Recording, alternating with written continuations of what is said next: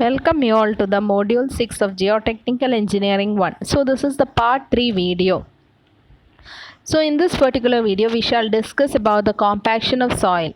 Compaction means pressing the soil particles close to each other by mechanical methods. So in the previous module we have discussed about the consolidation process. Consolidation, it is a long-term process, and we have discussed the types of consolidation, that is primary consolidation and secondary consolidation. It is actually a long-term process by which water is expelled from the pores, whereas compaction means it is an instantaneous process and pressing the soil particles close to each other by mechanical methods. Air during compaction is expelled from the void space in the soil mass, and hence mass density is increased. In consolidation process, the expulsion of water takes place, whereas in the compaction process, the air is expelled from the void spaces. It is entirely different process than the consolidation. The main objectives of compaction are to increase the strength and bearing capacity of the soil, to reduce settlement of soil, and to reduce the permeability of soil. So these are the main objectives. So now we can see what are the laboratory methods in case of compaction. The main aim of the compaction test is to determine the optical moisture content to obtain the maximum density. The two common tests used in laboratory for determination of compaction are light compaction test by means of the standard Proctor and the heavy compaction test by the modified Proctor, and hence the light compaction test, it is called as a standard Proctor test, and heavy compaction test as a modified Proctor test. Now we can see the light compaction test. The main test apparatus are a cylindrical mold with diameter of 100 mm and height 127.3 mm, a hammer with a mass of 2.6 kg and free fall height of 310 mm. So the dimensions of the mold as well as the hammer weight and the falling height you have to study well. Now we can see what are the procedure in case of the light compaction test. So we have to take 3 kg of the soil passing through the 4.75 mm ISC. The water is added to the soil to bring its water content to about 4% if the soil is coarse grain, and to about 8% if the soil is fine grain. The mold is cleaned and greased lightly. The empty mass of the mold without the collar and with the base plate is taken. After that, the collar is fitted to the mold. The soil is filled in 3 layers in the mold. Each layer is given a compaction by 25 blows of a hammer with a free fall of 310 mm. That is, from a height of 310 mm, we are compacting by 25 blows with the help of a hammer. The collar is removed and then the soil is trimmed off. The mass of the mold with the base plate and compacted soil is taken. Then finally the bulk density and dry density of the compaction can be calculated. The value of dry density determined can be plotted against the corresponding moisture content. That is, a graph can be plotted between the dry density and moisture content. Dry density first increases with increase in water content till it reaches a maximum dry density. After that, with further increase in water content, the dry density decreases. So the water content corresponding to the maximum dry density is known as optimum moisture content or optimum water content, represented as OMC. So this is the figure for the light compaction test. This is the test setup. So in the top portion we can see the collar, and this is the mold with the 100 mm diameter and 127.3 mm height. So this is the hammer dimensions.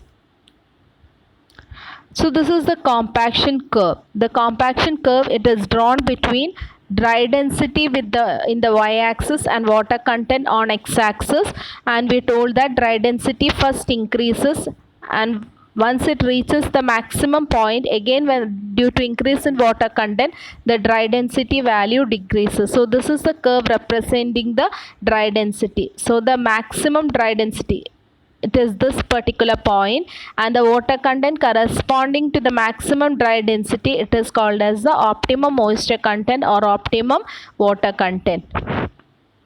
Now, for a given water content, the theoretical maximum density rho d max is obtained from the corresponding to the condition where there is no air voids, that is when the degree of saturation is 100%. Theoretical maximum dry density is also known as the saturated dry density, which is represented as, we have already studied the equations rho d, that is dry density is equal to 0 W by 1 plus C. Rho d can be represented as 0 W by 1 plus Wg by S. Now next, second laboratory test, that is a heavy compaction test, which is also called as a modified Proctor test. The test apparatus are cylindrical mold with a diameter of 100 mm and height of 127.3 mm. The mass with a hammer with a mass of 4.89 kg and free fall of 450 mm. So the diameter, in case of test apparatus, this mold size, it is same in both the tests, only the difference is in the hammer weight and in the free fall height. Now we can see the procedure of modified Proctor test. The procedure is same as that of light compaction test. The soil taken here is 5 kg. The soil is compacted in 5 layers with the 25 tampings. Dry densities are obtained for different water content and then the compaction curve is drawn. The curve is higher than and to the left of that obtained from the standard Proctor test. The heavier compaction test increases the maximum density but decreases the optimum water content. So this is the particular figure. The first figure shows the standard Proctor test and the second figure shows the modified Proctor test. In case of modified Proctor test, the particular graph, it is towards the left and also a little bit higher compared to that of the standard Proctor test, and this particular line, it is called as the zero air voids line, that whereas the degree of saturation is 100%. And while drawing the compaction curve, we have to take the water content in the x-axis and dry density in y-axis. Now we can see the compaction of sand. In case of a pure sandy soil, the effect of water content on dry density is not well defined when the water content is below the optimum value. Dry density decreases with an increase in water content due to the capillary tension in the pore water. The capillary tension resists the tendency of the soil particles to take a dense state and hence the volume increases. This increase in the volume, the phenomenon, it is known as the bulking of sand. The maximum bulking occurs at a water content of about 4 to 5%. With further increase in water content, the dry density increases as the meniscus is destroyed and particles are able to shift and takes a closer packing. Maximum dry density occurs when the soil is fully saturated. Now we can see what are the factors affecting compaction. So there are a number of factors which affects the compaction process.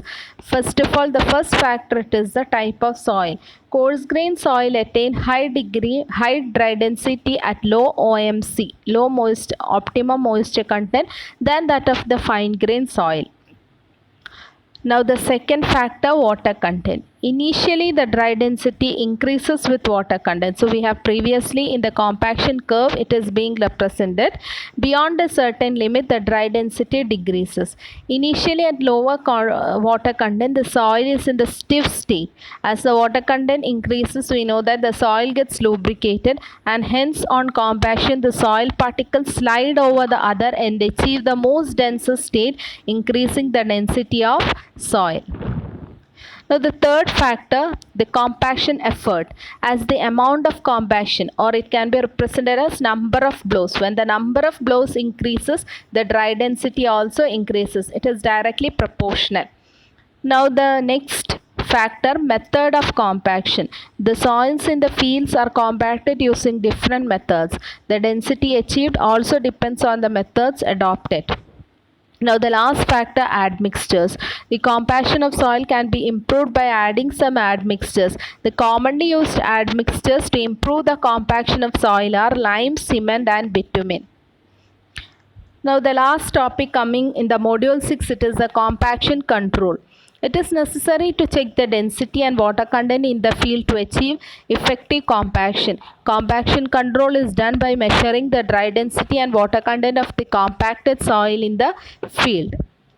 So once we are measuring the dry density and water content, we can do the compaction control. The control of density. Dry density in the field are measured by the core cutter method or sand replacement methods. The two methods usually used for determination of dry density is the core cutter method and sand replacement method. Control of water content. So how to control water content? The water content in the field is measured by the calcium carbide method, alcohol method, sand bath method and Proctor needle method.